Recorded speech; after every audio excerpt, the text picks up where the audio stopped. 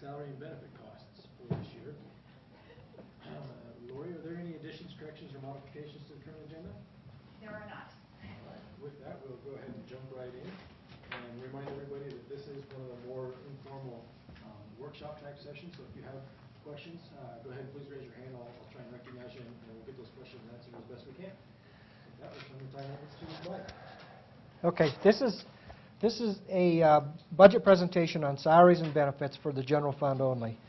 And what I've done here is a little bit different format than what we've seen in the past to try to focus more on what it costs to run a school. So with that, what I've done is a lot of these numbers are based on what we see happening next year with the transition of the dual immersion magnet school opening at Alturas.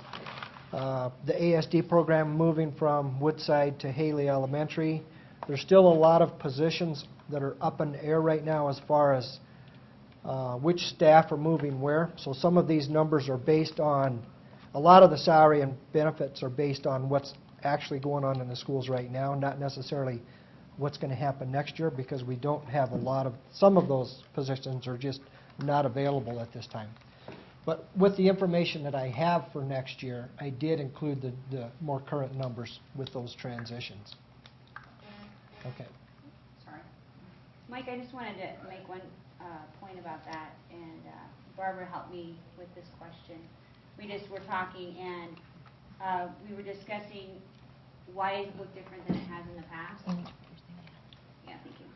And I just wanted to make a point about that, because the way that the information is reported to the state is the way it's always looked in the past. And as a board, we felt it was important to be able to look at that information through a different lens. And so we have worked with Mike in developing this presentation to organize the data in a different way. And the data is still available in the original way that the state receives it, and that is on the website, is that correct, or it will be soon? It will be when we put the final budget to the board in May. I'm still developing it in the state format right now. So. Okay. So the previous years are on the online in that traditional format. Yes. This will look that way by the time we get to approval stage. This was just to help us be able to analyze the data in a different way. And so I just want to make that note so you guys understand why it looks the way it does. And all of this information is really to look at questions that's come up in the past, and for myself to try to justify, to try to better explain why things are and why they are. I mean, a lot of it's been centered around the budget stabilization levy, so what I've tried to done is capture the budget stabilization levy in a format to where it explains what that budget stabilization levy is used for. And I did email you guys the presentation, so if you want to look at it on your computer, it's available. Okay, so this is what Blaine County School District salaries and benefits of the general fund has been. This is actual expenditures, this isn't budget, for the last 5 years. So you can see consistently our salaries and benefits portions of the general fund expenditures has run between 83.1% to 87.7%. And that's pretty consistent. Here's a 5-year trend of what our actual salaries and benefits have been. And you can look at the trends there. For example, in between 2008-9 and 2009-10, actual salaries and benefits increased almost 2%. The next year it was 2.6%. The next year was 2.9%. And this past year, 2012-13, was increased about 4.2%. The number of staff, you can see from 2008-9 fiscal year to the 2012-13 fiscal year, we've increased by 2.4 positions on FTEs. And you can see the fluctuation of those positions. When did we start our preschool? Oh, I think the preschool was started back in 2006, 2005. Oh, okay. That wasn't 07, 08? No, it was earlier. No, it was earlier than that. I think it was around 2004. It could have been. Yeah. Yeah. 2005. In those increases, because I know a couple of those years were actually 0% on the raises for teachers, but in there, is that cost, the benefit packages that increased substantially through Blue Cross and some of those rate increases that hit us? That's a lot of what that is, the salary schedule movement costs as well as the benefit costs increases that we've had over the years. That would be. Steps and lanes as well as, not necessarily a raise to the base, but an increase due to steps and lanes for the younger teachers as well as the benefit package that we offer through the healthcare, medical, and everything like that. Right. Yeah, for example, last year, I think when we settled with the association, we settled at a 1.25% increase on the base. Typically, salary schedule movements costs us about 2% in total dollars when people move on steps and lanes across, up and or across and down. The way the salary schedule is, and we'll get that in a second here, is there's a lot of people that are already at the bottom of the salary schedules. And so a one step down is a 3% increase. A one step across another lane is a 5% increase. So if a teacher was to receive a step down and additional credits, they could receive an 8% increase, plus what the board gives them. So for example, last year, somebody moving down across and in a 1.25% increase, they would receive a 9.25% increase. Where somebody else might have received a 1.25 if they were 1.25. already down at the bottom. Right. Is that consistent with the state salary schedule? No, With the I'm not. steps and lanes? I don't believe it is. I think the state's a little different. And down is years experience and across is educational experience, correct? Yes, that's the way the format is set up. Barbara, you had a question? I think it was just answered. Is there upcoming slides that will break out salary and benefits separately? Yes. Okay, so we're up 2.5 teachers in 5 years. So we've Now been, this is total staff. It could be teachers, or parapros. total staff. This is total Yeah, staff. that's pretty good. That's amazing. Yeah, I mean, thinking that, when we implemented IB, we needed to hire an IB coordinator. We had the dual immersion coordinator when we needed that person. The foreign language teachers to go with the IB implementation. Yeah, so that's, They've really tried Wait till you see what we got done this year. Yeah. Yeah, that's great. But you can really see how the salaries increased and how the benefits increased because of the increase in the budget. Even with the slight drop from 10-11 to now of five positions. 2.5, 3. And 502 down to 497. One of the things that I see as an HR director is we have a very well-educated staff. Yes. And the average experience, years of experience in our district is right around 16 years. So the average experience in our teachers is 16 years, and the average education is a master's or a BA 45. So the education level on average in our district is very high. And so that's where they tend to fall in the salary schedule. Well, that's a benefit to students, though, with having experience in education in the classroom.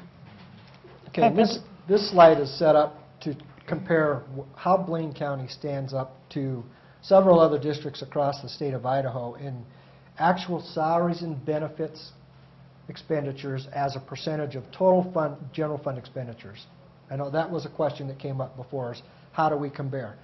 You can see that we're probably one of the higher school districts in the state of Idaho that pays as a percentage of salaries and benefits out of the general fund. The main purpose of that was when we passed the plant facility levy, all of the technology money came out of the general fund and went to the school plant facility levy, as well as some of the smaller remodel type projects that we were paying out of the general fund, the site repairs, things like that, have come out of the plant facilities levy. So if you just looked at that 5 years ago or 6 years ago, you'd have probably seen that we were closer to an 83% instead of 87%. So as a clarifying point, the last 4 budget meetings were, what is this, about 12% of our budget? This is about 12% of our budget. The other 4 The meetings other- we had were only right. 12% of the budget. Right. And this is Yes. the most substantial amount, yeah. So the in-classroom teacher percentage of this in terms of the total amount spent That'll be coming up. Okay, I wasn't able to look at it before. Yeah, and I'm not sure if that's exactly on the slide, but I do have that number. Margaret? One other question. Mike is referring to these salary and benefits coming from the general fund. Are there salaries and benefits coming from levy or other funds? There are salaries and benefits coming from other funds, but not the levy fund. It's coming from like state funds, or it could come from federal funds to run special education programs. Title I, Title III, those are federally funded programs that do pay for some staffing Yes. in those programs, like special ed, Title III, which is ELL or ESL. So there are positions that we have that are funded out of those federal funds, but they're not from our levy funds. But so if a person wanted to have a total picture of all staff, all salaries, all benefits, that wouldn't come, it's not going to be shown here? No, he's going to show you everything. This is only general fund, yes. Well, Those other funds have been shown over the past or meetings. 4 meetings. And those are funds that are specific to that particular program. So if we don't have that position, then we don't have the program because the funding is tied to it. Exactly, Exactly. So it's not flexible. right. And if you look at all of our federal funds, the majority of our federal fund money gets spent on salaries and benefits. The majority of it, 95% of it. Federal dollars always come with a string, Right. and those are usually towards staffing. So that's where we put it. So there are a couple special ed positions that are paid strictly from federal funding. And if we lost the federal funding, we would lose that position. Or if we chose not to have that position, we don't get the federal funding. So Exactly. It's not flexible. Yes. Okay, this is a slide where I want to kind of paint a picture of what is our makeup of our existing staff. Now, this includes all of our certified and non-certified staff. So, for example, right now, I'm saying how many people are eligible under the PERSI early retirement at age 55 do we have this year, next year, the following year, clear out to 2018-19? Because this is a pretty telling statistic when you look out in 2019, we have 50% of our staff that are eligible for retirement. So that has impacts on what the general fund budget's going to look like years in advance, based on things that we've implemented over the past few years on cost savings to the general fund, and we'll get into those here shortly. Yes? I can go that fast. So right now, in 2013, 34% of our existing staff are eligible for retirement. Yes. For early For the retirement. early retirement at age 55. Age 55. Yes. Okay, one quick thing, can we get the mic ready to pass around so that the questions can be heard in the audience as well, and then that way we can have time to recognize you and ask the questions, if that's okay? Just a clarification. Just second. 1 second, let's get the mic first. Okay, go ahead. Mike will answer. When you say certified versus non-certified, I'm assuming certified is teaching, non-certified is non-teaching? For the most part it is, but not necessarily, because a principal is a certified position. Social workers are certified positions. Psychologists are certified positions, those types of things. Counselors, Social workers. social workers. So this is certified staff? No, this is all staff. All. This is all staff. So that's everybody we have. Yes.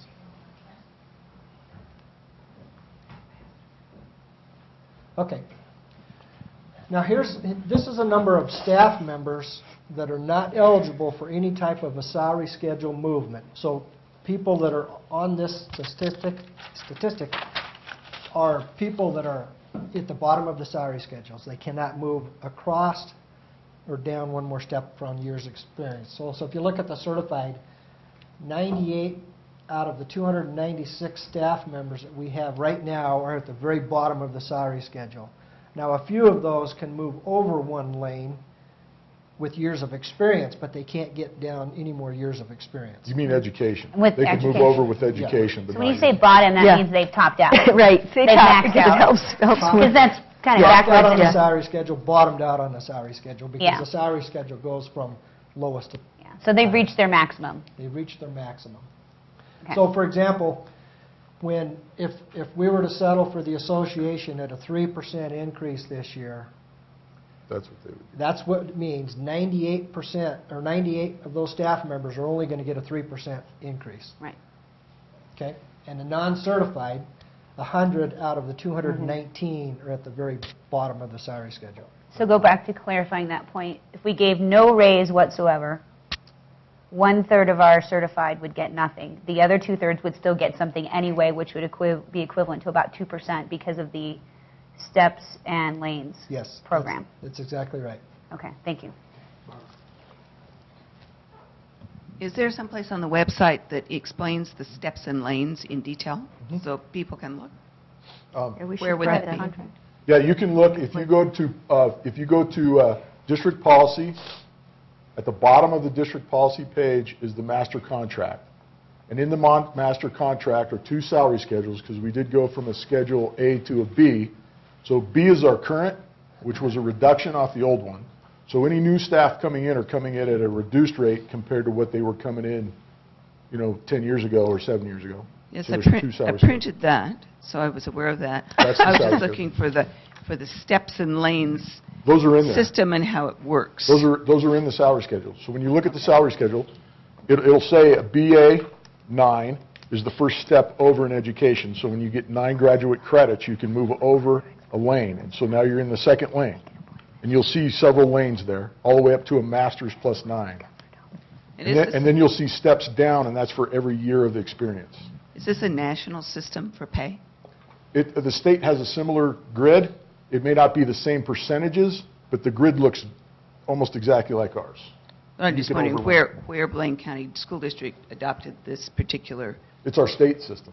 this is state. State Steps and Lanes is a state, but it's been tweaked and modified to fit our salaries, okay. schedules through negotiations. Gary? I can tell you that in Kentucky, they had the same type of system. I mean, the numbers were different, but The structure. a matrix, the structure process was the same in that state.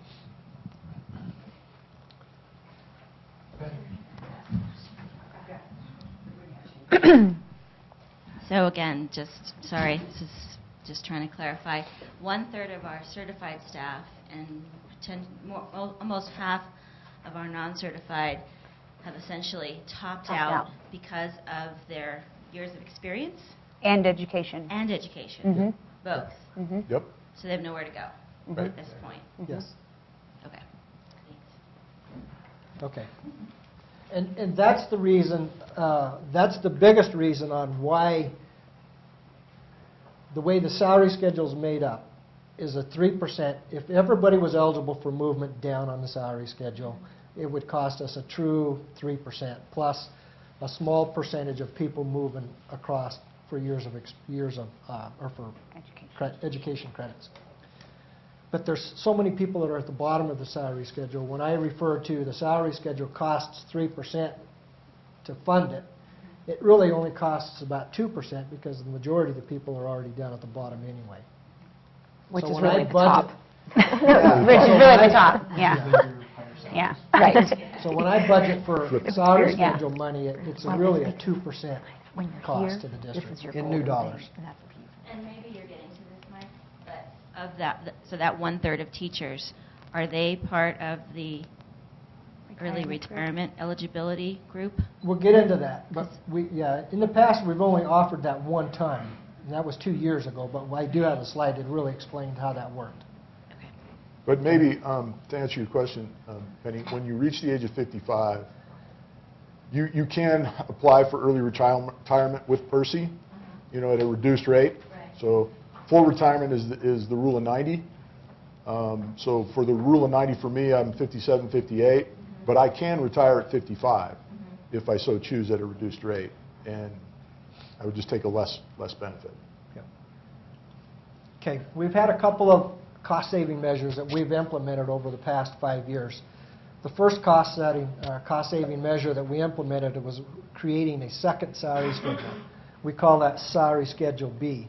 And for example, Salary Schedule A at 2000, 2012, when we implemented this, the salary schedule was $39,913 at the very beginning of the salary schedule.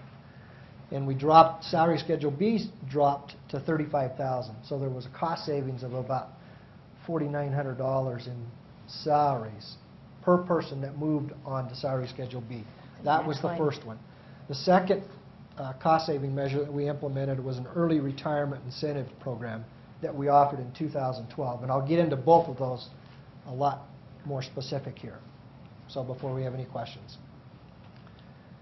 Okay, so the fiscal impacts of salary schedule B. The base salary was decreased by 14% from $39,913 to $35,000. So the base salary decreased $4,913.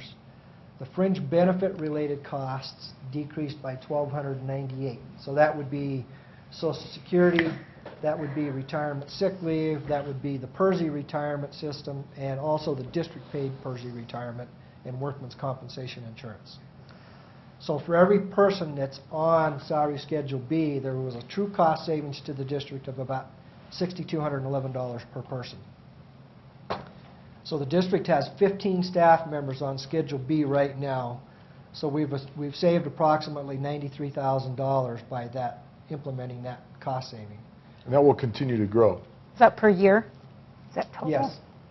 And we have 11.5 full-time equivalency certified staff members retiring this year. So the cost savings on those people will be an additional $71,400. Okay, Barbara? I just mentioned 15 people on the B schedule. Out of 15 people out of how many total staff? 273. Thank you.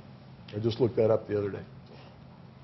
Okay? Some of those are half-time, but that's how many people we have employed. Could you go back for just a sec? I was just On the- trying to on the integrate service. that last thing. Okay. And I'm sorry, salary, Schedule B is people who were hired recently. It's hired after a certain date. Yeah. Right. It was like October Right. 15th of 2012 Okay. was when that date, when that salary schedule went into effect. Okay. Yeah, I mean, I think I've said this. It does concern me that we're not, that we're saving maybe this money in a place where it might be affecting the quality of the person that we're attracting.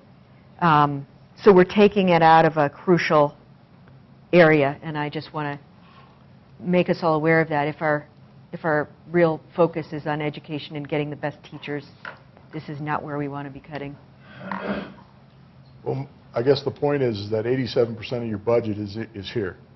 So if you're going to save money, it's going to be a lot tougher to save it in 12% of your budget as opposed to 87% of your budget. Because exponentially, it's going to be... Yeah, and I hear you. The 87%, though, that I at some point, hopefully during this presentation, I'll get a feel for, what percentage of that is in-classroom teachers, because if we grow our non-in-class That's coming. pool. That's coming. So, yeah, so it's a percentage of that number, that 87%. And I don't know about this, but the 15 people who are on the salary schedule seem to me to be in-classroom teachers. I mean, you're talking about No. 39, well, what would 39,913, I'm sorry, 35,000 be a salary for a teacher? Is that right? John, come on. John, do you want to, he has a response first real quick. Some districts will direct their people to hire people without master's degrees, or direct them to hire employees that have less education. And I think that's your question. I think that's your question. But in this district, we've always been directed to hire the very best person, hire the best person for the job. Sure. And so I think that's like an average of what that savings would be. Yes. Right. So that number is not representative of a specific position. That's an average base salary of 39 was reduced to an average base salary of 35. Right. A brand-new teacher. For a brand-new fresh teacher. out of college. Right. Right. Without any experience, without any Right. additional, just a bachelor's. That salary is 35. And As you move up the scale, and Yeah. they can bring in up to 7 years' experience, and they can bring all their educational experience in. So they would, So we generally hire above that Yeah. base rate, but they can't go, and we can't hire a teacher right on the bottom of the salary schedule already. so if you imagine the old grid, there's a new grid that just is slightly lower. But it's wherever you start on that grid, you're not starting at 35 if have a master's degree and 7 years experience. You would start Right. at the equivalent spot. It's just going to be lower. Right. Even our shadow index is higher than the state average and close to one of the top in the state. Yeah, Yeah. and I appreciate all those points of view. I think that getting my original point wasn't so much, the comparison. It was when we look at our entire budget and where we want to be cutting, it seems like this is the area that we don't want to be cutting. And that's, and then we can see outside the classroom kind of other areas, and maybe you've got some ideas for that too. Although we've reduced the salary schedule, due to the hit to the economy as well, the fact is we haven't reduced any positions. We haven't taken any teachers out of the classroom. We haven't reduced our teaching staff. We haven't reduced the amount of service that we're providing for teachers, or in teachers and in parapros. And I think what you'll see as Mike continues is that we put our money in the classroom. And I think that'll be very clear to you when you see the actual staffing numbers in the classroom as opposed to out of the classroom and in other services. Great, that's perfect. Okay. Did you have a question real quick before we move on? John just answered it. Sorry, I don't know. Kristen. Kristen. I just had a comment referencing Liz's comment, which is I think my perspective on, because I would also have a concern about when you do have a new position open, getting the best teacher, and I guess the measure of it for me would be, and because I have talked to someone doing a hire, I just can't get anybody to apply, and I would think, well, Idaho, first of all, doesn't pay teachers very well, so that's not a perfect scale, and we do have one of the highest cost of living in the state. Mm-hmm. And also, I think it's important to just compare with maybe surrounding states and to remain competitive so that we aren't people's third choice. So that's my comment. Yeah. The thing that I would point out is the positions that we have open, we always have a lot of applicants that apply for those. So it's not affecting the quality of applicants that we're receiving at all, or at least it hasn't. In fact, those have increased since the economic turndown. So actually, we're getting more applicants and more qualified applicants than we were getting in 2006 and 2007 when we were all on Schedule A. So even when we were paying more, it was harder to find people because the economy was better and people were doing other things. But I will tell you that, on average for a non-certified position, all of anywhere from 85 to 100 applicants per position. So I mean, we're getting a lot of applicants, and it's a big job to make sure that we're screening those effectively. And it's much like, the board has just experienced that with their position that, they were told they couldn't get quality applicants unless they offered an exorbitant amount of money, and quite honestly, they got a pretty good pool. So they're out there. Applicants are out there. People are hungry for work, and we're getting highly educated people, because one thing we haven't done, like John said, is put a governor on our admin to hire people with no years experience and no education to keep the cost down. We've told them, hire who you feel is the best person for the job. And when you look over at our master's degrees, we also pay them 10 years, not 7 years. 7 years is actually I think it's 5 in the first column, and then it goes up to 7, then it goes up to 10. So the more education, the more experience will allow them to bring in. I just wanted to comment that I appreciate John Peck's comment and you referring to it, because I know that is a standard practice in other districts to keep costs down, is hiring the least qualified because they're cheaper. And also you made reference to our superintendent search that we just went through, and the number of highly qualified applicants was amazing. And it was really good. And it wasn't about salary. I mean, and the reality is, if you do research on what motivates people, if they're within 10% of being competitive of another location, it's not about money anymore. It's about quality of life. It's about the work environment. And there's a lot of other factors as to why we're able to attract those people here, and I think why we're getting those quality candidates. And that's represented in the superintendent search. But I do appreciate your input, Kristen, and it's something that we do need to always be mindful of, is comparing us to the surrounding states, because that is our competition. So thank you for that point. One thing I think you'll also see in Mike's presentation is the level of education of our existing staff. Yeah. And so you'll see that, the majority of our staff have master's degrees or highly educated. So we, and I think you'll see that in the numbers. So. Yeah, I just want to make one, speaking of the master's degree, because I just had a family member who got a master's degree on a teacher's salary. $35,000 can't pay for somebody to bump themselves up with a master's degree. And so there's a bunch of things that go into that push buttons for me, so just. Okay. The stabilization levy really the stabilization levy, when it was created to keep us whole at where we were at that point in time. We've always received those levy funds, and in fact, if you look over the past 6 or 7 years, we would have received more property tax funds by not having the stabilization levy than by keeping it. And as we go farther into this presentation, you'll see exactly what that stabilization levy is really paying for, because it is paying for all of the staff members. I mean, we've talked about in the past about how many staff members we are over the salary index. I've broken that out by individual schools that we'll get into in a little bit, and it really drives home how much that really equates to dollar-wise on the impacts of every different school that we have throughout the system. And really, when we started these cost-saving measures as a district, it was at that point in time when we knew our budgets were frozen, and they were going to stay frozen forever, because the chances of the state ever going back to the property tax levy for school districts are probably pretty small at this point in time. So we knew that we had to do something to get a handle on our existing staff. Our top-end salary schedules were getting so much higher than the state average and so much higher than every other district that we had to do something to slow that down. And this was one of the things that we did to implement that program. Okay, the second cost-saving measure that we had was it was an early retirement incentive program. And it was offered to staff members in early 2012. I think we offered it in February of 2012. Both of these impacts came in the same fiscal year.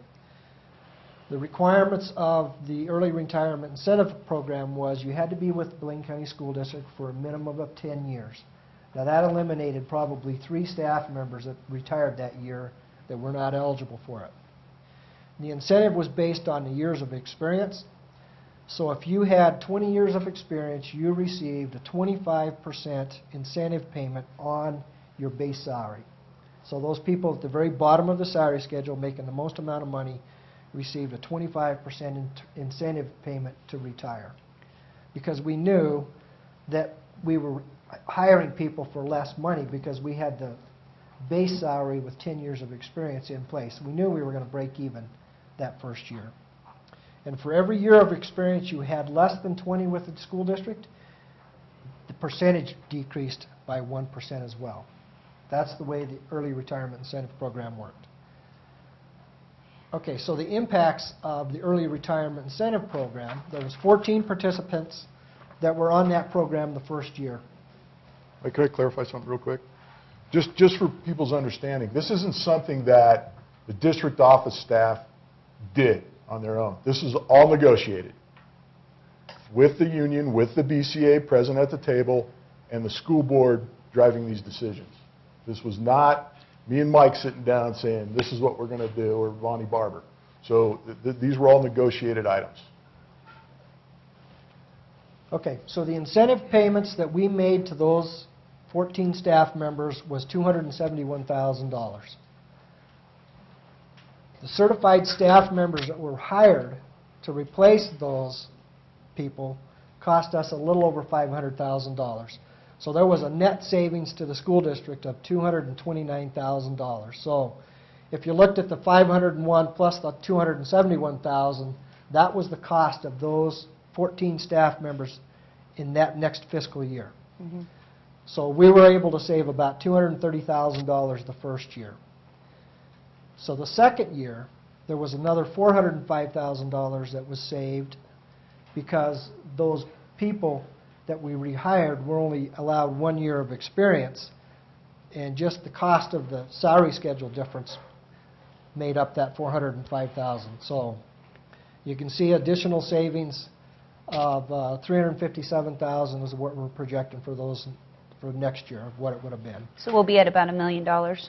Yes, and that's making the assumption that nothing changes throughout that last 2 years of period. But, you know, there probably has been a staff member that was hired and either transitioned into another position or maybe left the district after a year or 2 years. So, but the numbers are going to be pretty close. It's going to be about $1 million in that one. Thank you. And the reason we haven't brought it up again is because we want to look at this as an incentive program, not as a supplemental income program. I mean, if you offer it every year, it's not an incentive. Yeah. So you're trying to make an impact on the general fund in one fiscal year. So, you know, in my mind, if we did this every 4 or 5 years, that's probably way soon enough. It's more of a measure that we could use if we are in a absolute need to reduce our expenditures. Yes. Yeah, it would be. Okay, so the average teacher cost. Here's, in my view, this is what is an average cost. So you can see the salary, when Liz, you were bringing up the fact that the starting salary is $35,000. The $51,234 that's on this chart here, that's the average of the staff members that were hired last year. The Just new new people hires. coming to the district. Just new hires. The new hires, the average salary of those new hires was that dollar amount. Because our overall average is quite a bit higher than that. The Like overall 72. average is much higher than that. So that 35 is just a floor for a brand new, unexperienced, right out of college person. We're hiring much higher qualified, like John referred to earlier, both Johns. And so that's where we're at 51. Yes. Keep in mind, that's just salary. That's not benefits, Right. medical, Right. Percy, all the other pieces that people realize is true compensation. Compensation. And so people forget that medical's not cheap, and dental and all those other pieces, as well as Percy retirement, all those other pieces that are included in that our employees don't incur the cost of. Yep.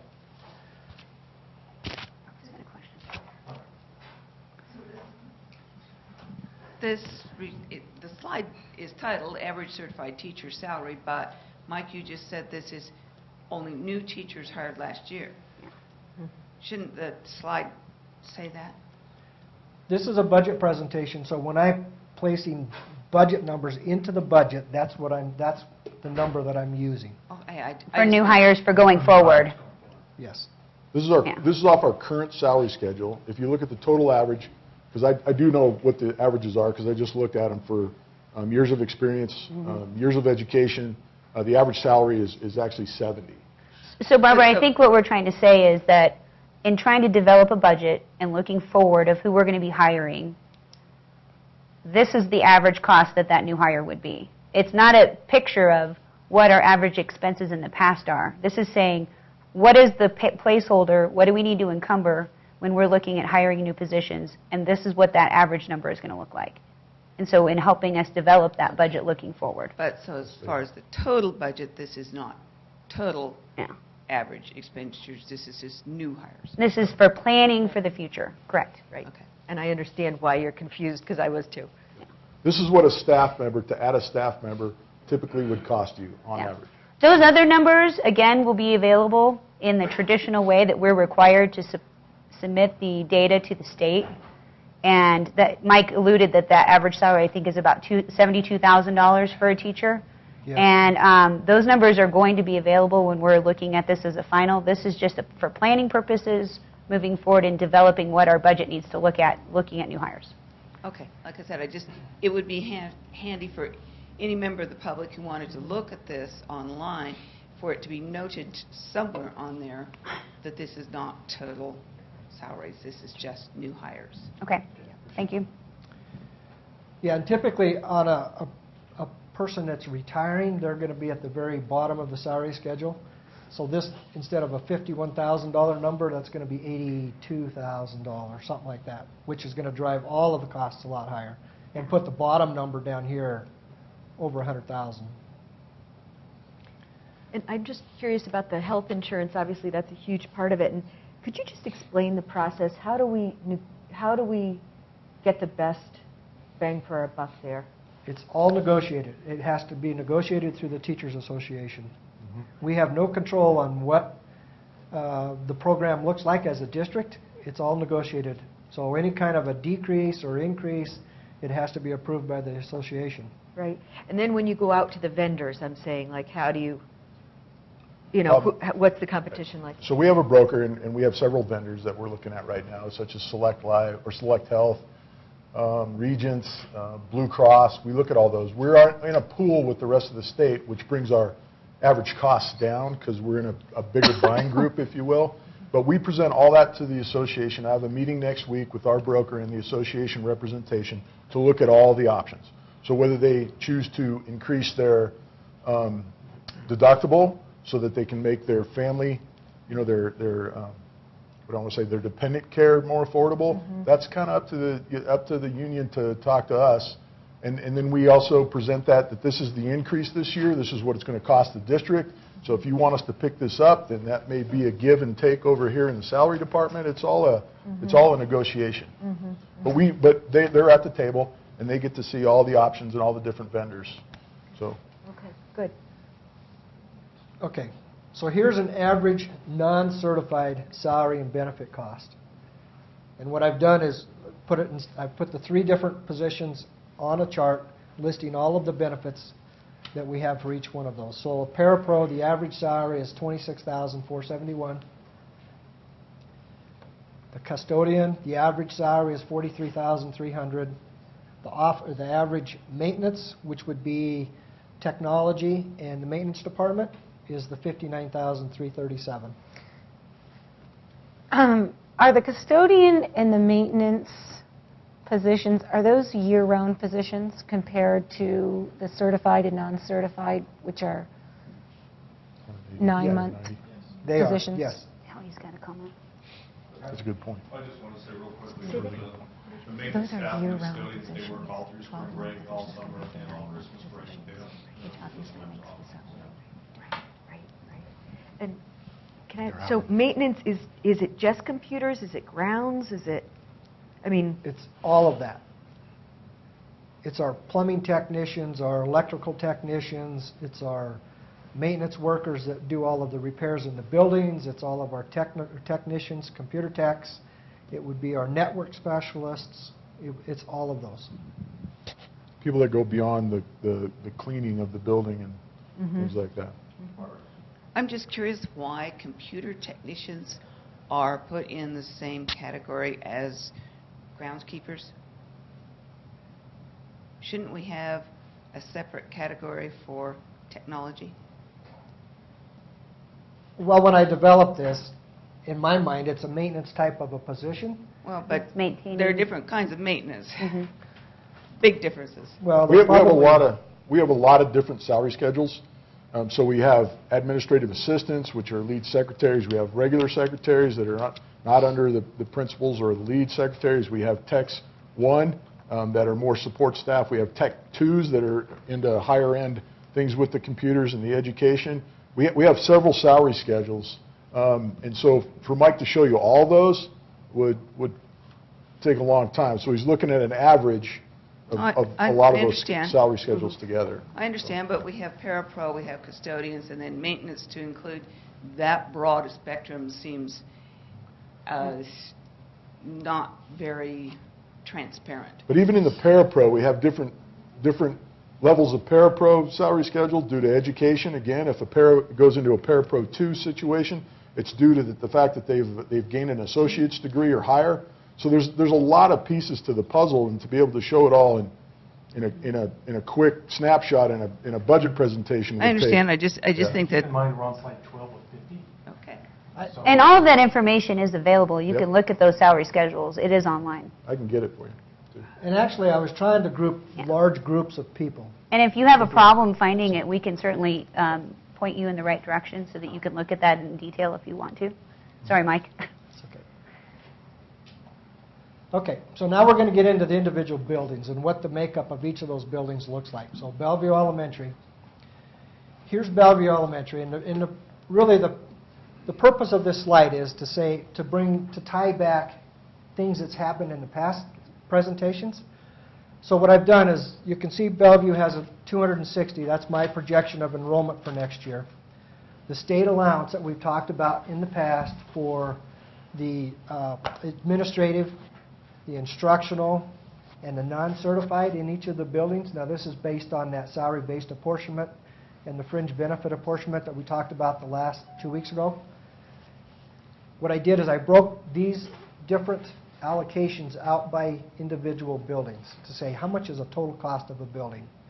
So you can see here on this first slide, Bellevue Elementary, we're allowed 1.06 equivalency for administrative. Now administrative would be building principal, it would be curriculum director, special education director, superintendent, and assistant superintendent. Those, I think there's 17 positions in the district that would be included in that number.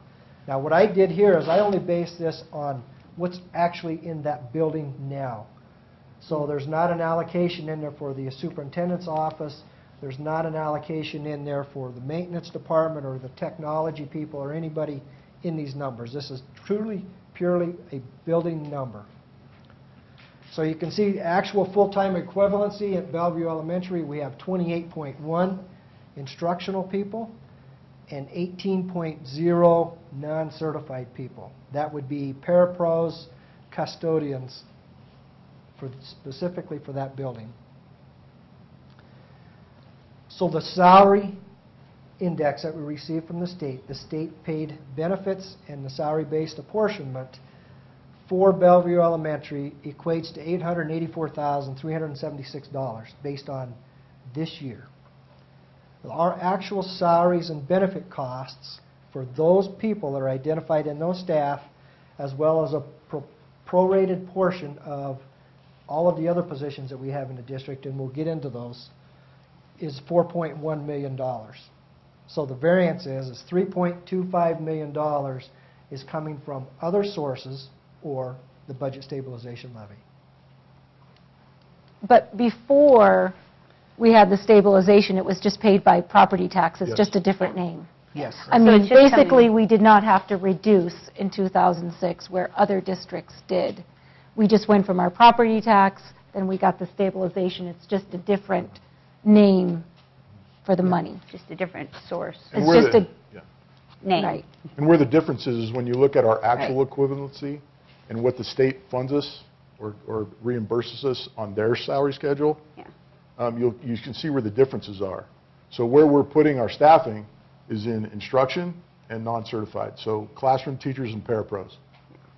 So had we not been able to keep our funding, we would be down to, or the 15 instructional teachers and the 5 parapros. Well, Had we not been able to be steady in our funding sources. And Yes. to tie in a point to what Liz was saying earlier about the low average salary, what the state gives us for each of those positions is significantly lower than what we're paying. So even if we cut back to exactly what the state allowance was in the number of positions, we would have to cut everybody by like, what, 25, 30% salary cut to be able to be at that state funding level. So if you 35,000 looks bad, it would be an additional 25, 30% lower. Yeah. So I just want to make that point. I mean, I'm talking to you, but I'm also talking to everyone that it's not just a matter of additional positions, it's the amount of money they give us for each of those positions that's so different. Well, to me, you know, what this all comes down to is what are our priorities? Right. And my priority is right in that middle column, instructional. And you can see that's where we're spending our money. Now, you know, parapros are also that classroom support that where you get a little, you know, you get some bang for your buck there. But you got the instructional staff, and then you also have a lot of instructional support in each one of those classrooms. So really where you can see where the district's putting its dollars is in classroom support and instruction. That's where we're spending our money. Sure, and then I guess that the priority that, you know, needs to be looked at is what are we talking, I mean, obviously the non-certified stands out that that's 3 times, the instructional is 2 times, which, you know, is that the right balance?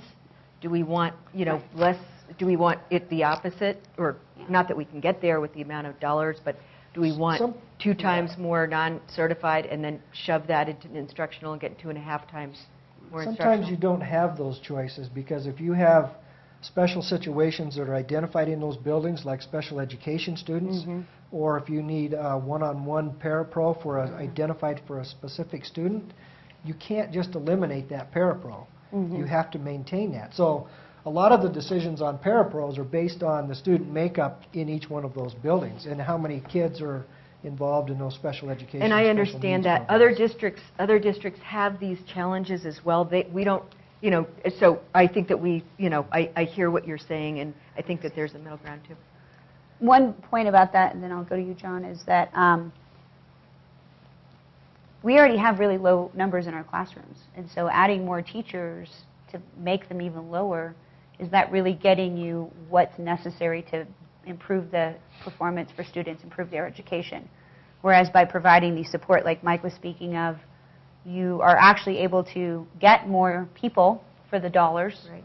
as well as you then are supporting those teachers who are those experts, who have those levels of education and the expertise to be able to be in the classroom in really small classes. Sure. And so if we were at a situation where we had classroom sizes of like 35, I would say that would be a huge thing we'd want to look at. But with the numbers being the way they are, I don't know that that's a need. I guess that would be something we'd want to put out to our admin council or our principals. But I think we'd be hearing it if they were concerned about that as an issue. In special programs, especially Title I, Title III, and special ed, once you've created a level of service, there's a thing by the federal government called maintenance of effort. So once you've gone there and you've put people in there, you cannot reduce that. The only way you can reduce it is either by a reduction in student population, which is the only thing that allows you to do that. Once you've established a level of service, you have to maintain it for special ed and special services. So your ASD program and some of that special programming, that's where a lot of that support is. And once you establish that, then you're obligated to maintain it. But on the other side of that, and looking at what we get for that, your special education is at 81% proficiency, which is 20% higher than the state average.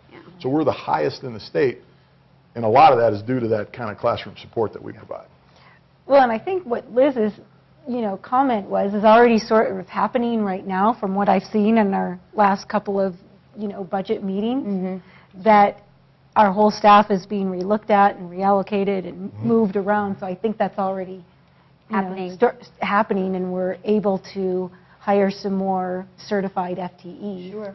Well, by that's the moving crux things of around. what I was Yeah. hoping for these discussions, so that's great Yeah. that we're having that, because that's where, that's the most important thing we should be talking about. Okay. I'm really excited about what the admin council's done to provide service for the district and making sure that we're putting those resources where the greatest need is, such as the nursing, the school psychs, the GATE program. Those are just to name a few. Technology. I mean, we've done an amazing job of providing additional support in those areas without creating any additional FTE for the district or the budget. Okay, so I'm going to break those numbers down even farther. So here's Bellevue Elementary. So you have a principal and an office personnel, that would be the admin assistant, for 2 FTE. That budget amount is $191,794. You got classroom and dual immersion teachers, 17 FTE for $1.47 million. You have specialists, which would be the art, music, it would be technology, it would be PE, those types. You have special education teachers, social workers, you have your paraprofessionals, would be your classroom, E&L, and technology teachers, or parapros. You got your special education parapros, your library paraprofessional, you have your custodians, and then you have your substitutes and instructional stipends we have. So you can see just the building costs of the direct building costs at Bellevue Elementary is $3.6 million out of that 4.1. Now, if you look at the second page of this, you're also looking at what does the district have in addition to those people that support those schools directly.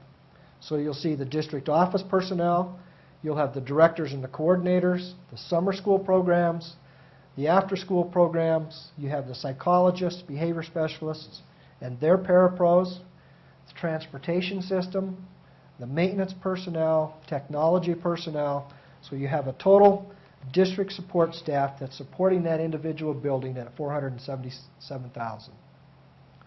So you have a total support of Bellevue Elementary at $4.1 million. Do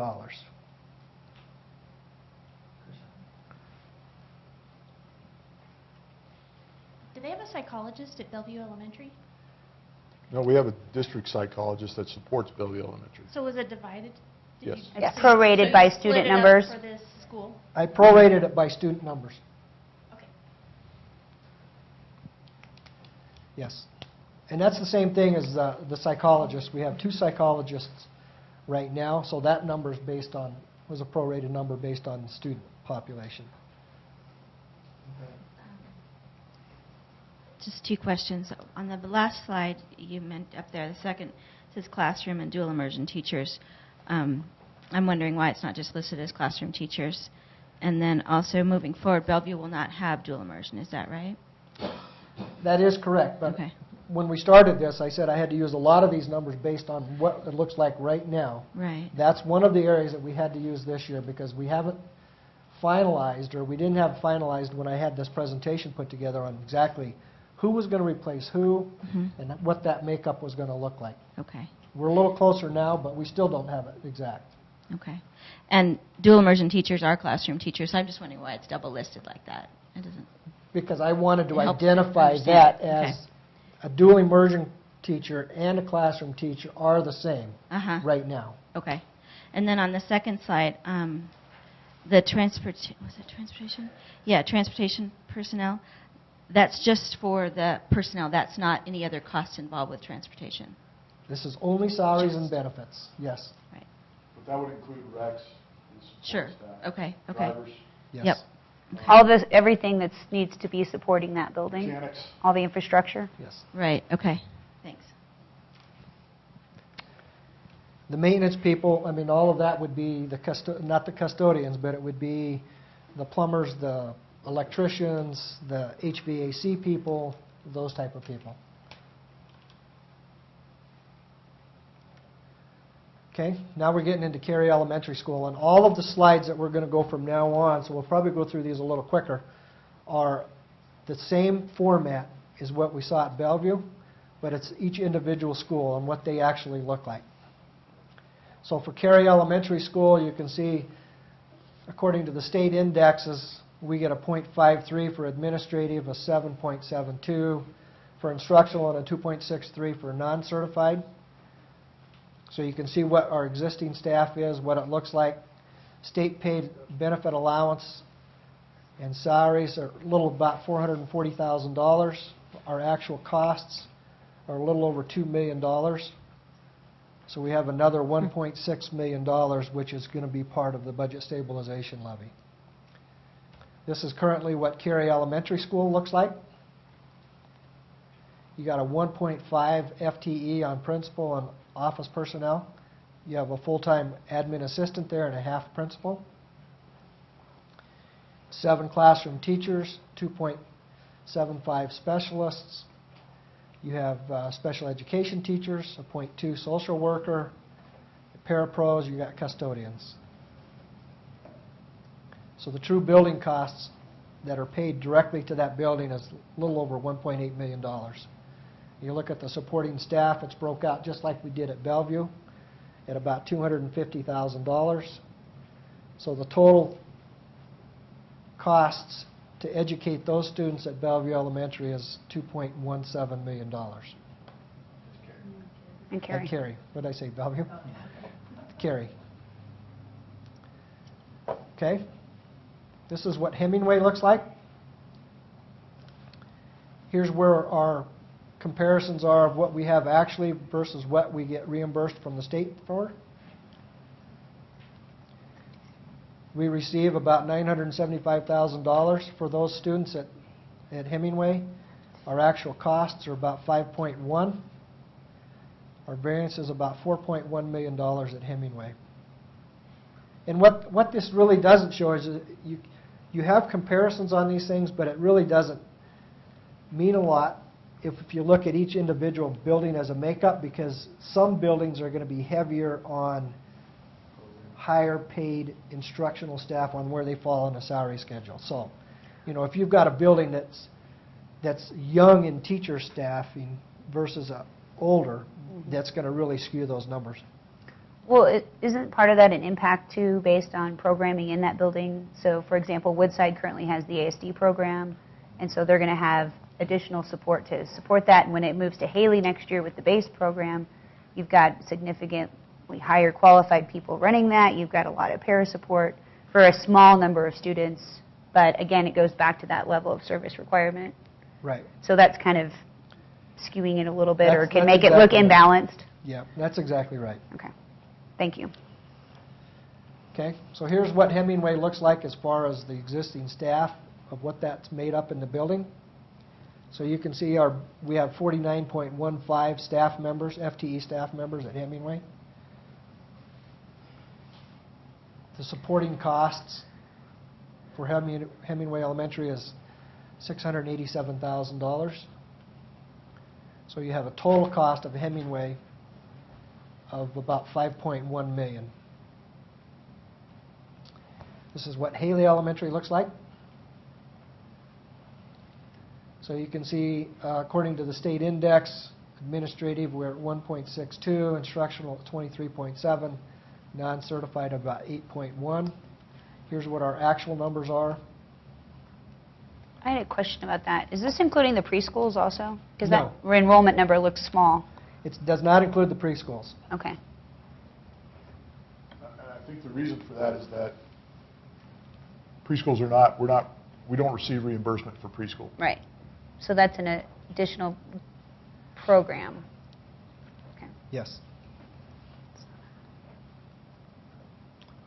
Okay, so here's what the building costs look like for Haley Elementary.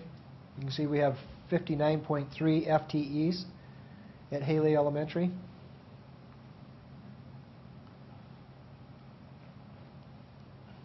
Wait, how many FTEs? 59.3.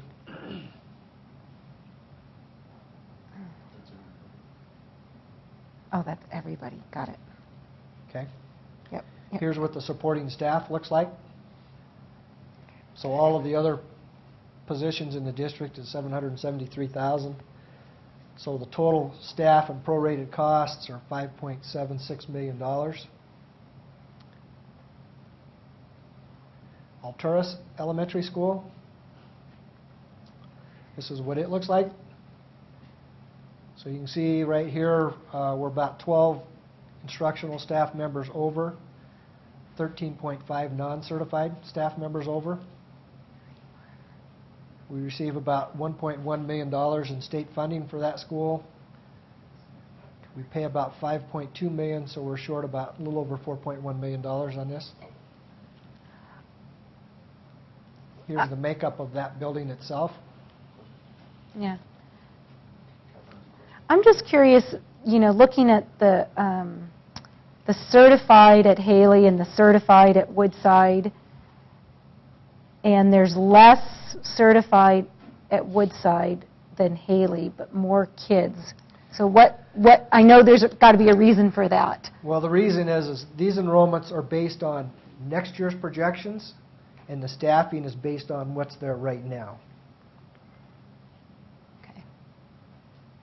It's that, we didn't have a clear picture a week ago Okay, when we were because looking at so staff. Woodside's good. So that's not this. What's This is- Woodside's enrollment right now? I don't know, but the estimated... Right, but it's going to go up. But then probably the certified staff's going to go up Yes. next year It as will. well. It Okay. will. Because Thank the you. shift. Okay, so there's a little bit of a difference there. Yes, there Okay. is. Okay. Okay. So Alturas Elementary School, we have Right, but it's- 52 It's very similar FTE. right now. We have the supporting staff of $800,000. So the total cost of Alturas is about $5.2 million. Now, these numbers are going to change once we make all of the shift next year when we have it all figured out. Here's Wood River Middle School. So instructional staff, you can see we're about 23 staff members over the state index, 11 staff members on non-certified. We're reimbursed about $2 million from the state. The actual costs are about $8.9 million. So we're about $6.9 million short. Here's what Wood River Middle School looks like. Have 82.3 FTE.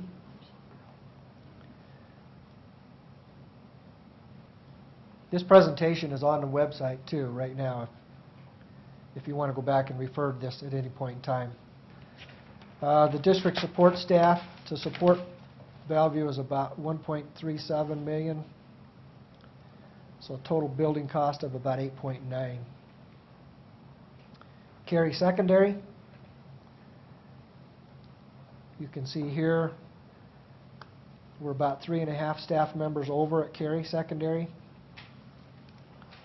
State paid benefits and salary is about $500,000, and it costs is about $1.9.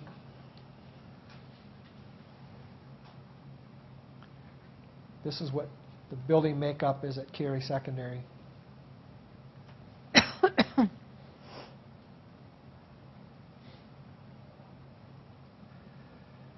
Okay, here's the supporting costs, about $300,000. Yep. What kind of input do the principals have in terms of how the budget is spent and allocated according to even personnel?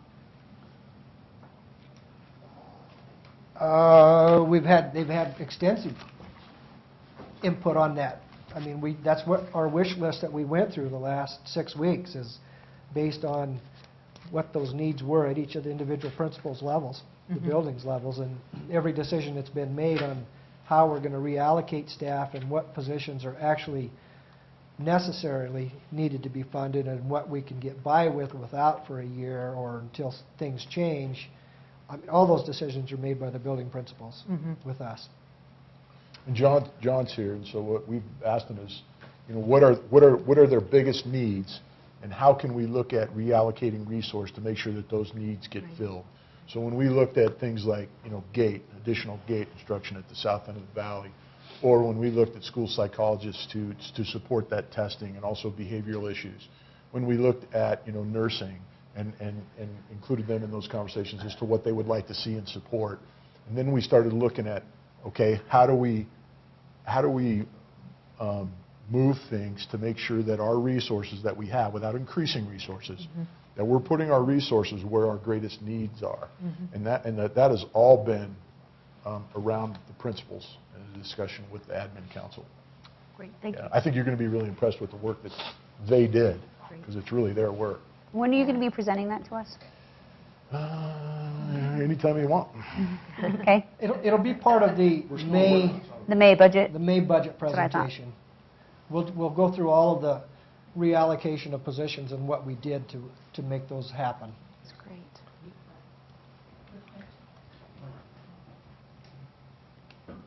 Speaking of May budget presentations, do you have a schedule of dates yet for the public meetings? There's nothing on the website. The budget hearing is June 10th, but you're talking about a workshop prior to that? Well, actually, I don't know how it's going to work, but what I envisioned worked, there would be a small, like a 15-minute presentation at the May board meeting, because what we've done in the last 5 is taken public input and talked about the issues. So, I mean, I think it's up to the board on where they want to proceed from here, but my plan is like a 15-minute presentation to go through what it looks like, what we've done, how we reallocated positions. Kind of an executive summary? Things that have changed since we've gone through these budget presentations on a higher level, on an overall picture level. And then a month of review with the board, and then approval in June. Well, I guess that's my question is, once the board looks at all of this, talks about it, and decides whether this will stand as presented or will be cut, if so, where, when will all of that be presented to the public then for their additional input? if that happens, it would have to happen between, the May board meeting and the June board meeting. That's what I'm asking for, is we've done all the pieces, but how about the total? As of yet, there is not a schedule for that, and we will be discussing that as a board, how we want that to look, and that'll be forthcoming. We don't have an answer. Great. Thank you.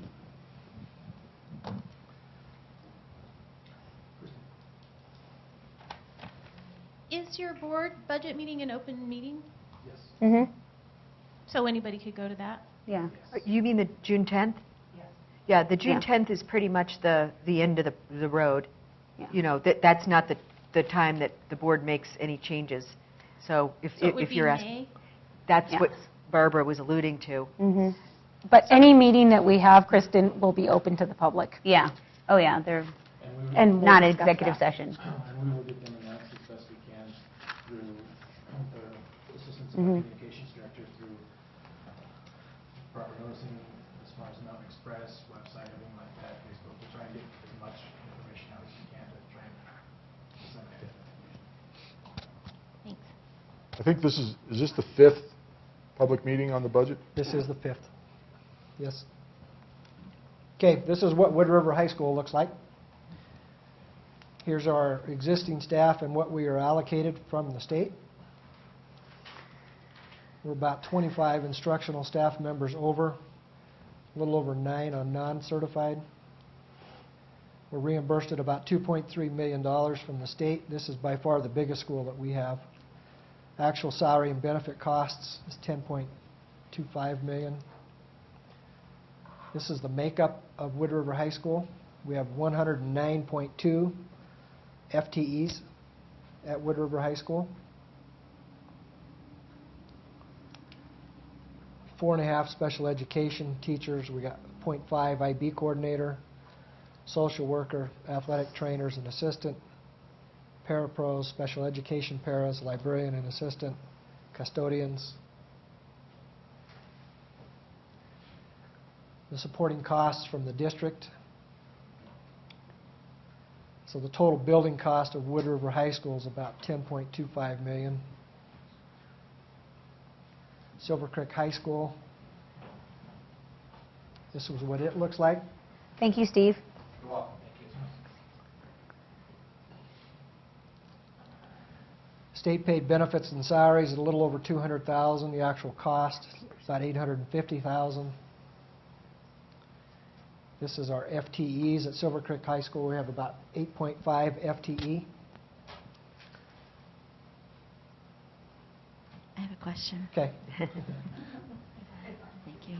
I think if you could please go back to the slide before on the high school. You caught my ear, but you didn't catch my eye when you said athletic trainer and assistant. Okay, now I see it.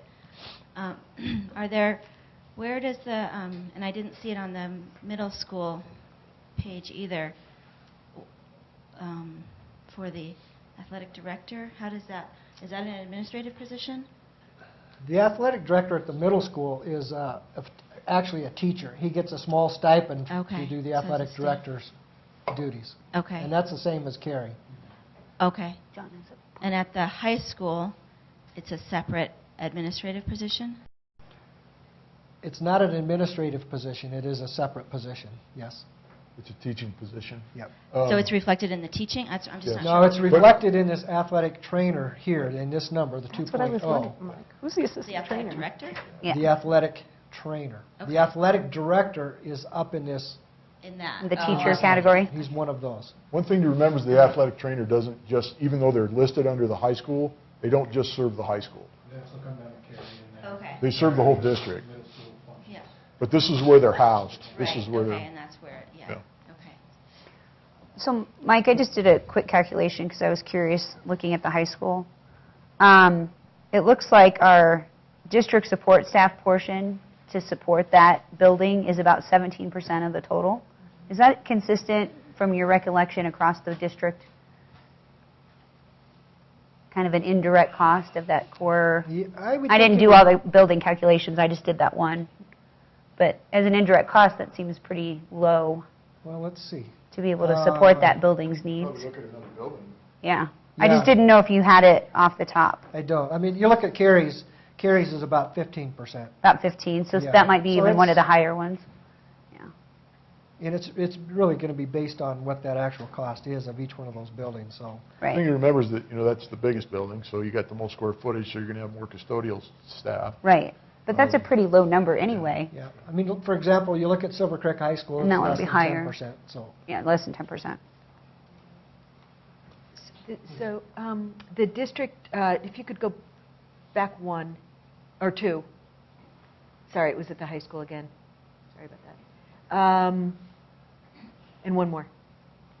So the principals and office personnel, you have 2 assistant, could you describe who those 7 FTEs are? You have the principal, 2 assistant principals, 3 office staff, and the athletic Okay. director. Okay. Could you repeat that one more time? You have principal, 2 assistant principals, athletic director, and 3 secretaries or office staff.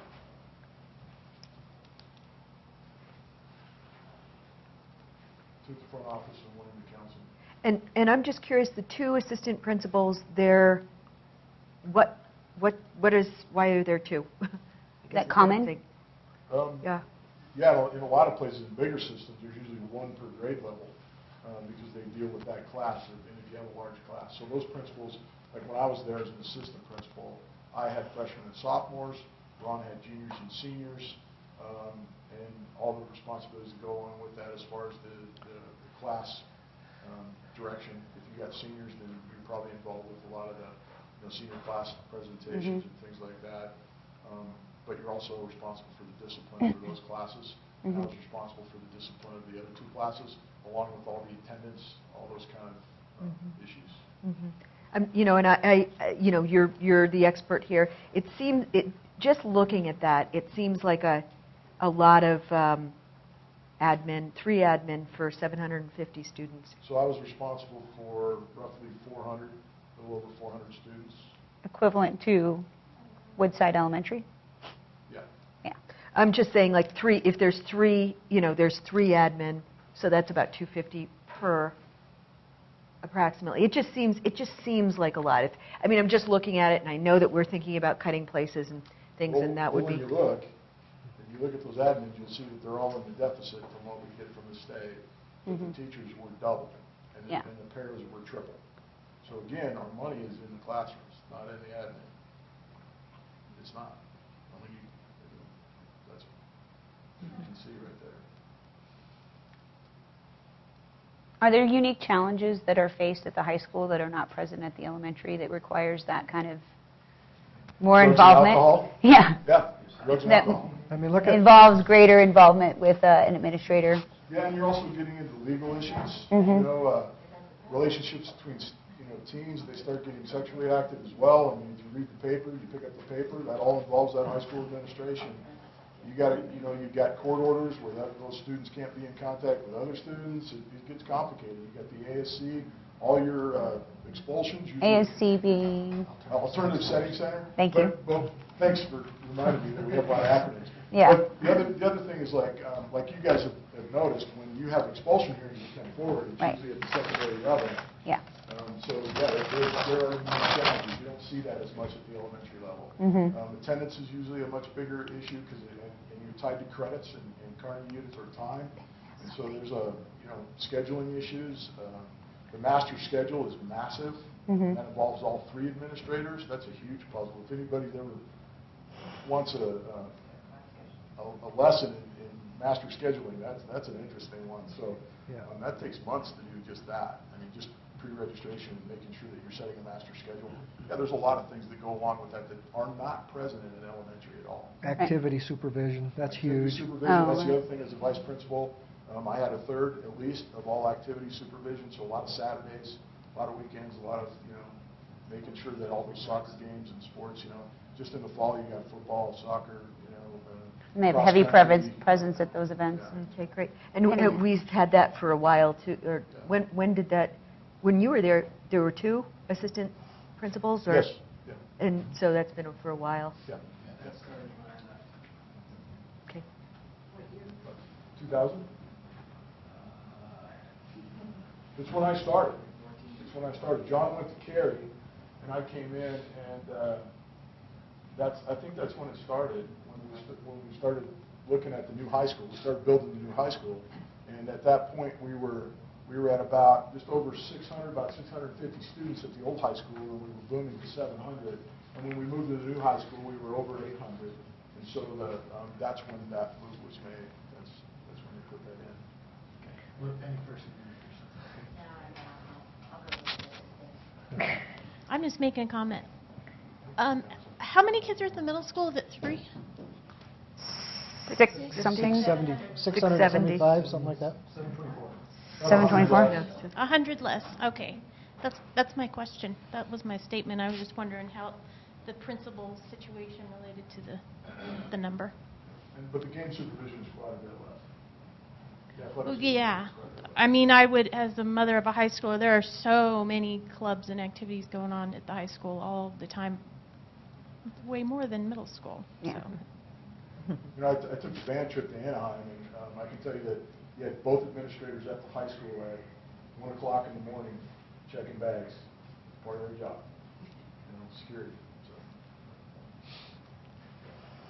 Okay, so this one is a compilation of all of the slides that we've actually looked at, saying, okay, according to the state, or this is what we get from the state, is $9.69 million.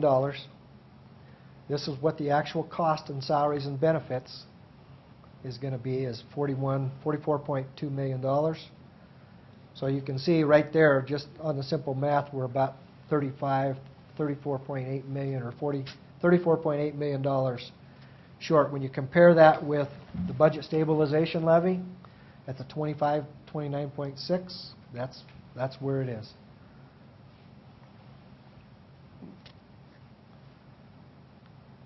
Okay, so conclusion. Salaries and benefit costs are the primary purpose. The general fund has increased over the past 5 years. Salaries and benefit costs are roughly 88% of the general fund expenditures, compared to about 85% statewide. The general fund positions have remained constant over the last several years because we've been able to reallocate them. Increases in health insurance benefits and salary schedule costs have increased the general fund budget over the past several years. The budget stabilization levy is what is really the key that's maintained our staffing levels over the past years. A 1% increase to our staff equates to about $390,000. So salary schedule costs alone, just to maintain the salary schedule, is $780,000. That's a no raise. It's just that to maintain. That doesn't include health benefits or any of that. Right. It's just to maintain the salary schedule.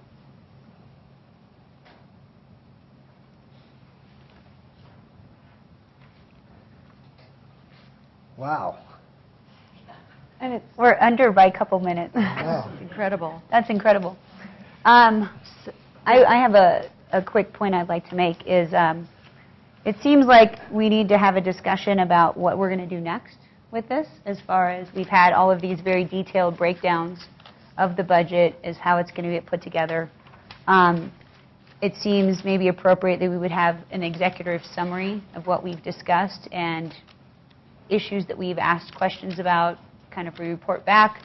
Any other flags that we have that we want to have addressed that Mike could bring back to us.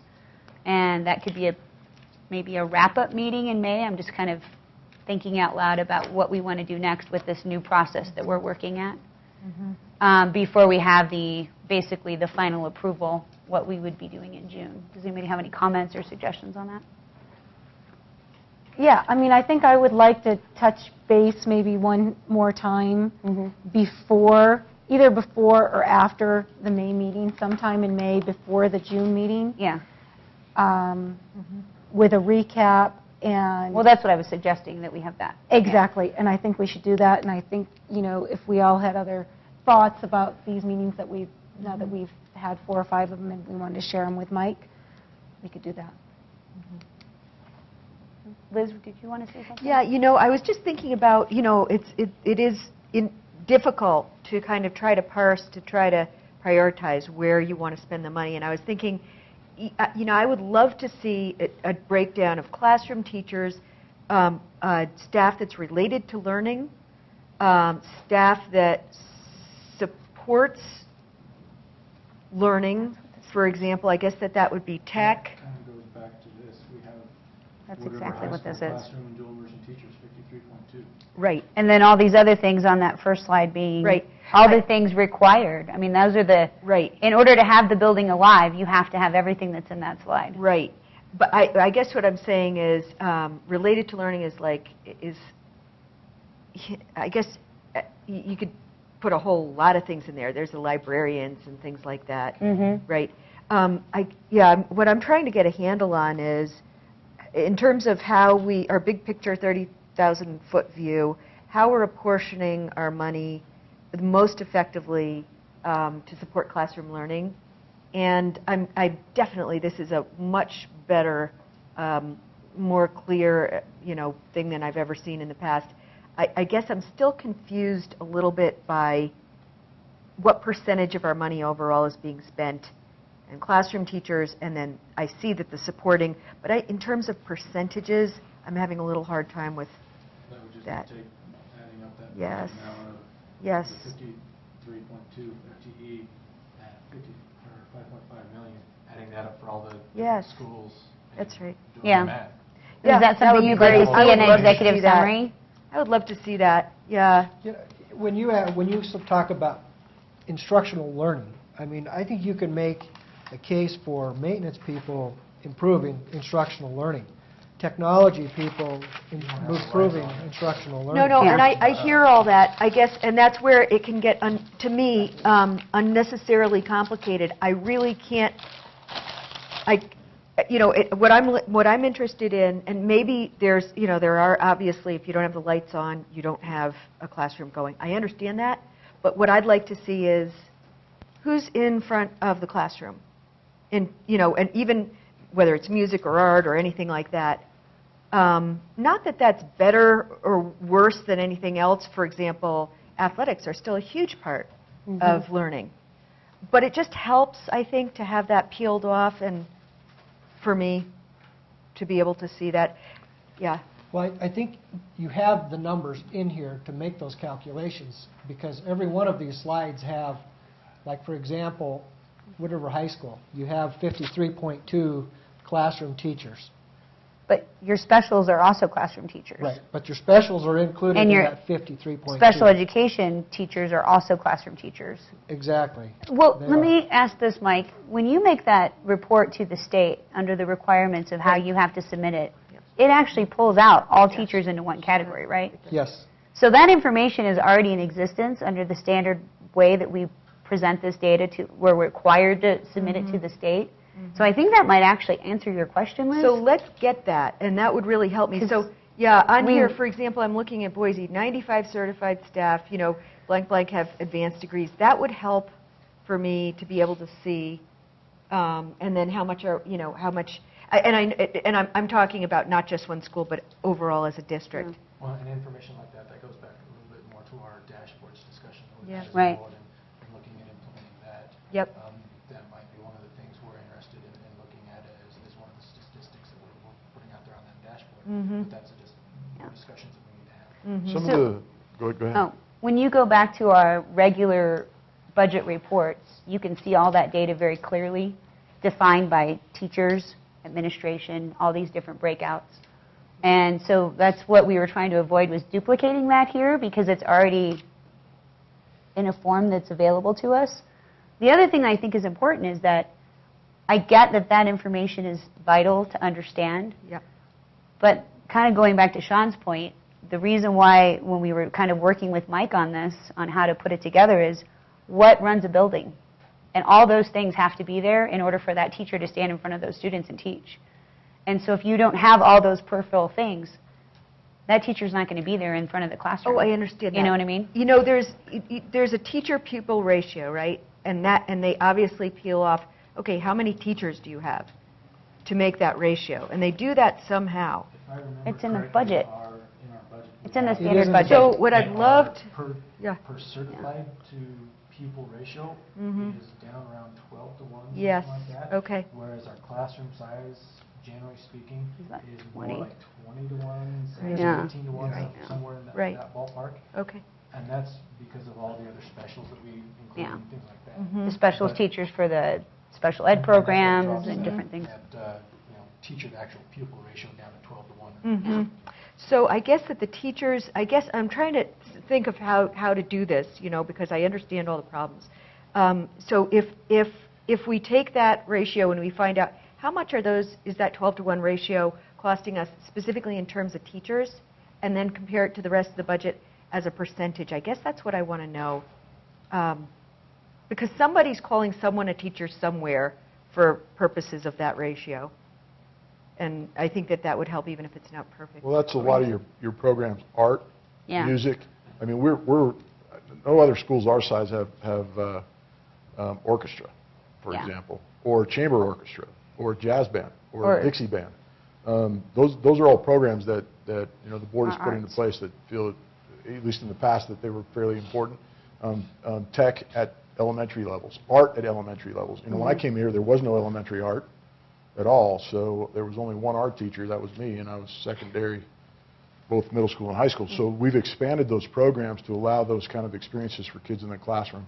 And that should be reflected, right? Yeah, ASD programming. I mean, very few schools have ASD programming. If you go to even Twin Falls, I mean, you'll find that their staffing is a lot different when it comes to those. I'm sorry, Barbara. Autism spectrum disorder, which is a special program that we have manned. Things like the Voices 2 program next door. Things like academy teachers. For example, our CNA program, that kids come out with a certification or your. Go ahead. Sorry, there's a lot of them. Historically speaking, our ASD program has been at Woodside and has been elementary only. We're moving it up into Middle school. now, to and that support those will kids. More than likely be moving up into the high school as well because of that services offered class. Is there any place, I remember in previous discussions, Liz wanted a list of all the athletic programs, the costs, and the number of students in each program. I haven't found that on the website. Is it there somewhere? And I don't remember correspondingly, Enrichment, the after John was just talking about all the different programs. Is there a list of every program, the number of students in it, and its cost? In order, I don't if know we're that gonna- we've if sliced we're and gonna diced look at- it that way before. Well, if you're going to look at something to see if it's worth the dollars we're putting into it, you need to see the number of students involved. I appreciate your input on that. It's something I think the board can take into consideration. And I would like to get back to the topic of what, as we're closing, since we've finished this presentation, of what do we want to do next as a board? What do we want to see? What are our expectations for the next meeting? Before we go into the June meeting to approve the budget. What did everybody think about the idea of kind of an executive summary? And if there's individual issues that we have and are concerned about, looking back on what's happened at the previous meetings, that Mike can take that under consideration and address that, as well as kind of go back to that 36,000-foot view, big picture, of how the budget all comes together. Yeah. Does that seem reasonable? Yep. Have that at that May regular board meeting, to Yeah. have time for one-on-ones or anything like that, And then be prepared. be prepared for June. Okay. Well, I think we're talking Yes. about not at the board That's meeting, not a 15-minute Right. presentation. I think we're talking an additional, Yeah. You want it as an additional workshop? Yeah. or To tie maybe, it or up. maybe we meet at, 5:30 or 5 o'clock before that meeting, because I Well, we think could it's- look at what would be on the agenda for May and determine, because sometimes there's been presentations at our board meetings that were 45 minutes long. And if we can talk with Mike and figure out what he thinks he's going to need timing-wise, kind of just figure out how that would fit best into our schedule, if that seems reasonable, and Okay. discuss that as a board. Maybe we can make that decision in Yeah. the next week and not Yeah. make it right now, whether it's going to be Sure. at the board meeting or additional board meeting. Kristen's been asking for.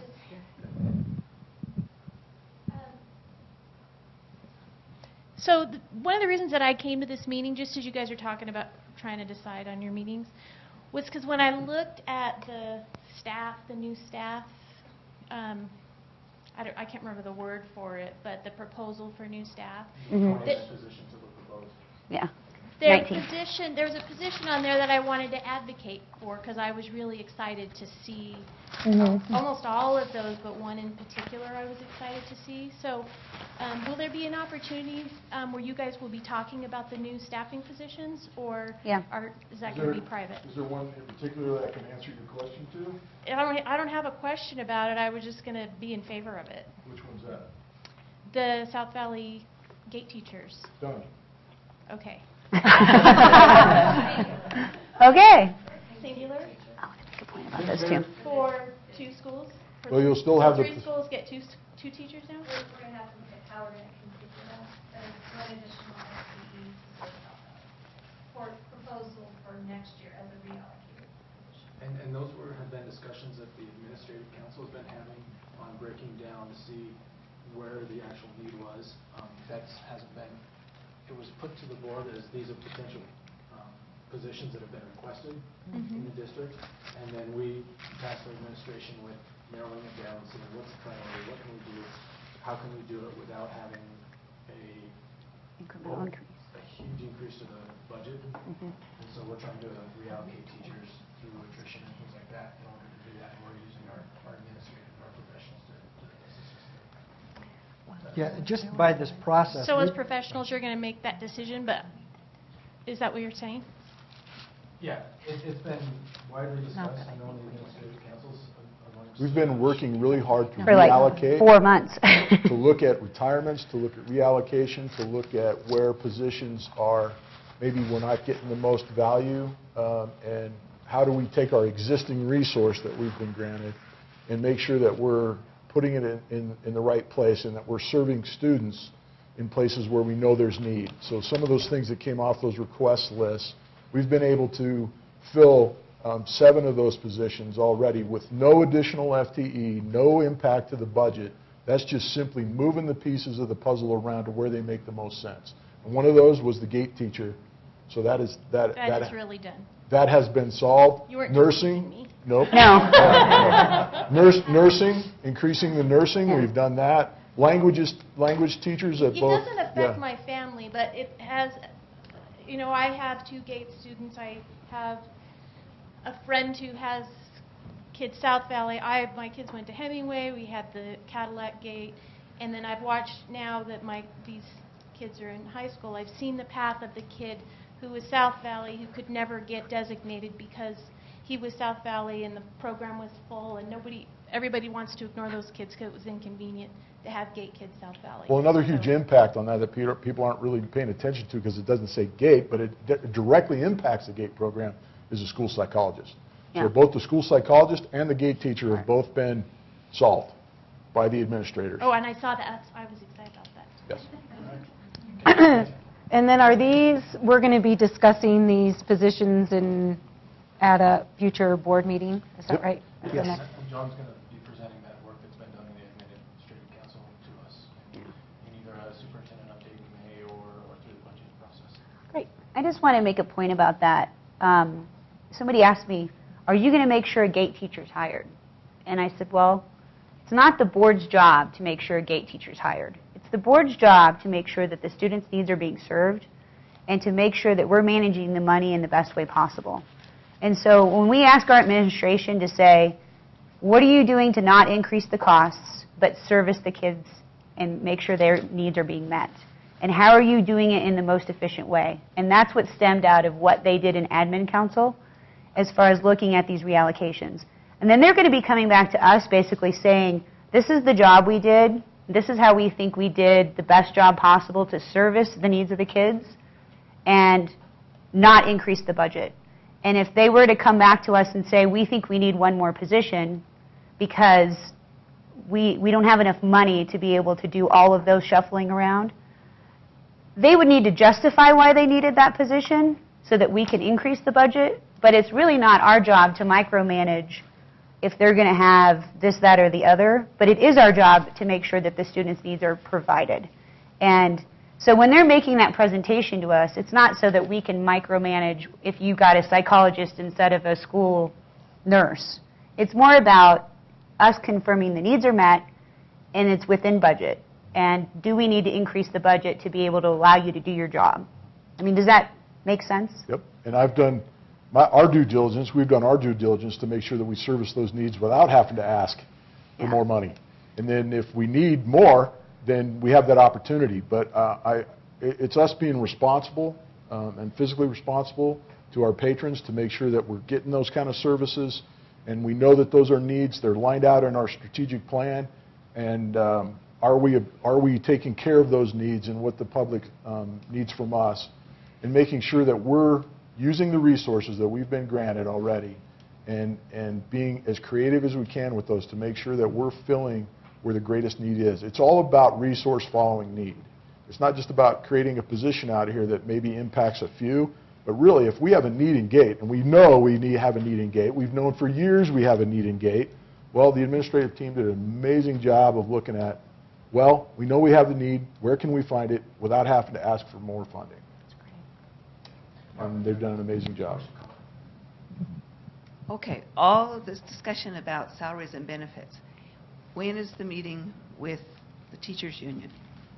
May 1st, and that will be announced a little bit later tonight as well. In our board meeting, we'd like to invite everybody to at 6. And it's going to be May 1st and 2nd, and May 8th and 9th. And that will be open meetings, and I believe they're here in the district office. Mm-hmm. And then the board decides, I don't know the process. Is it the board decides if they want to ask for changes, perhaps, in the benefit schedule? In other words, maybe ask all employees to contribute a little bit to their health insurance, or those details. Is that what you guys do? That is done during negotiations as far as between Blaine County Education Family Union and the board representative, Kathy Baker, will be doing that for us, and our administrative team. Those are as far as negotiated points, as far as every benefit, sick leave, medical benefit, everything, salary.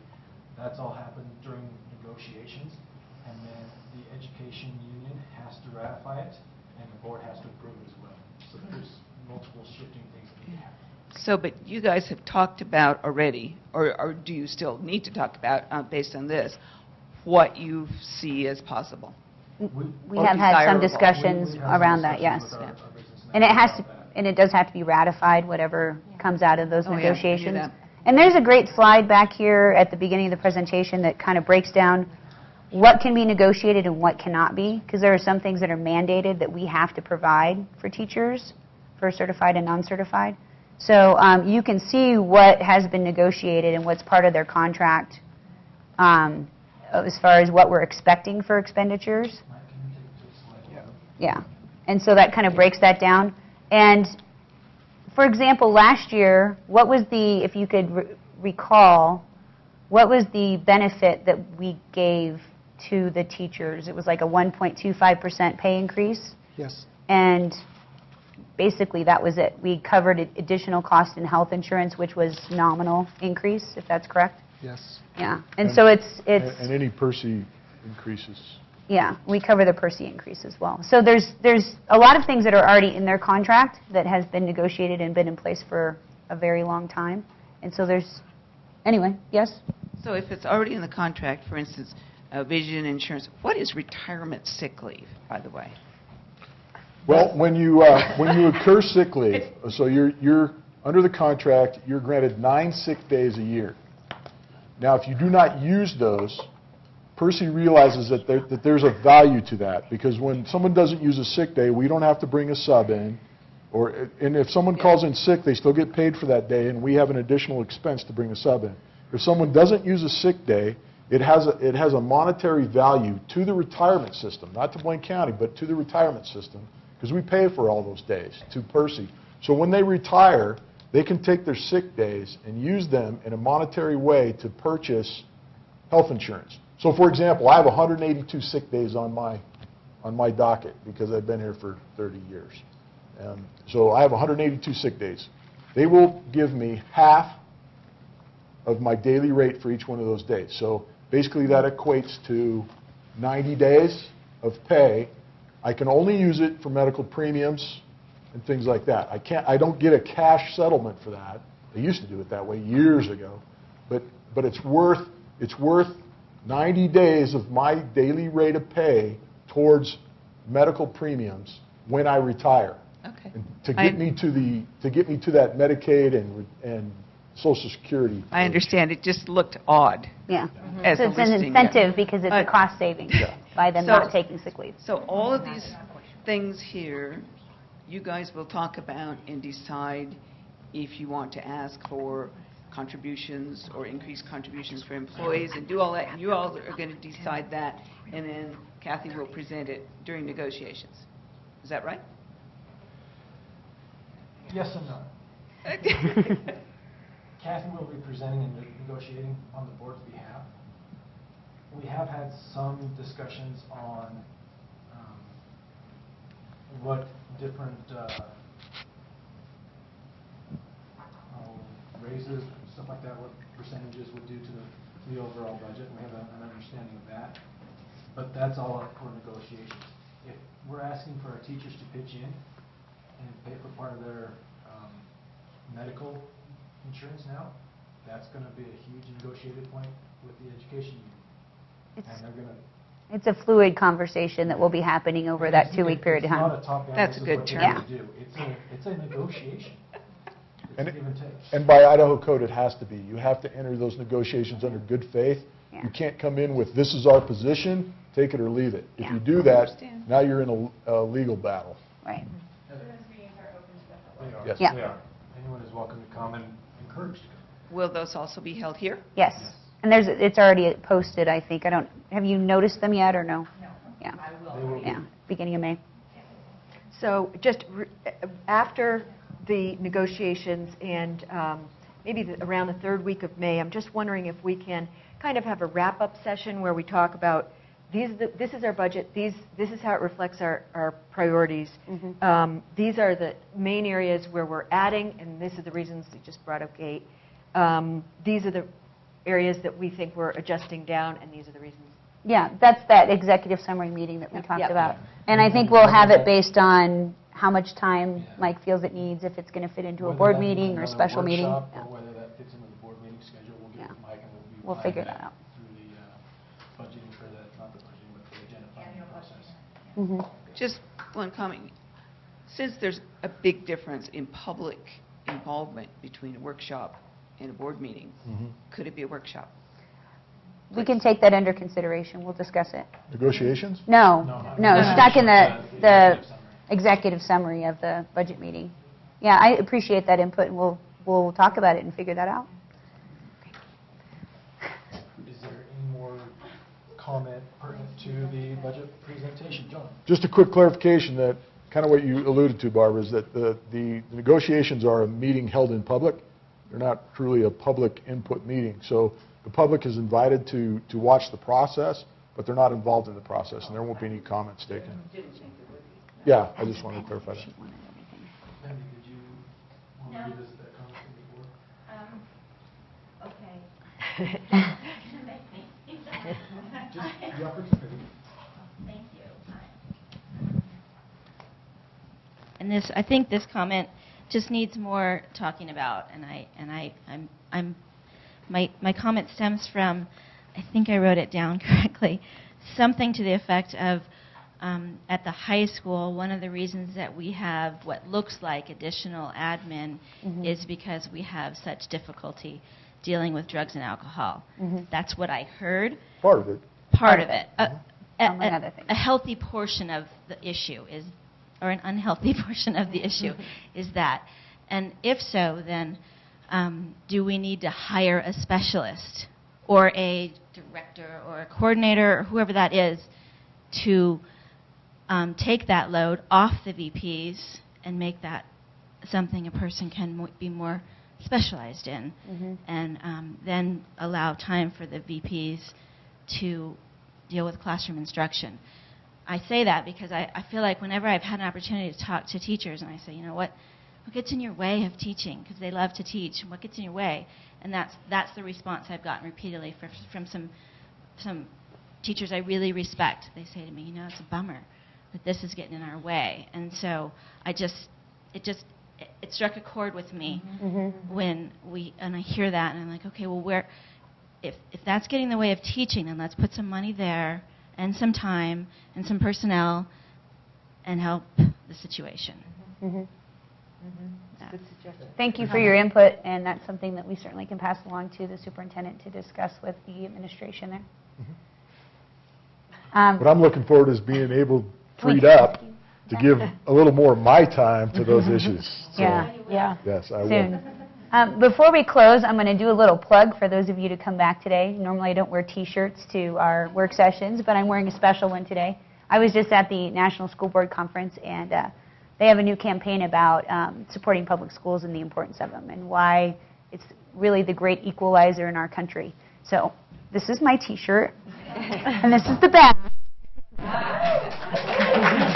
And if you come back tonight, I have a cool picture of somebody else who has this T-shirt that you might want to come see. So that's your teaser to come back this evening. Dance by Kathy? Okay. We really appreciate everybody coming and for your comments and participation. And with that, do I hear a motion to adjourn? I'll make that motion. I'll second. All in favor? Aye.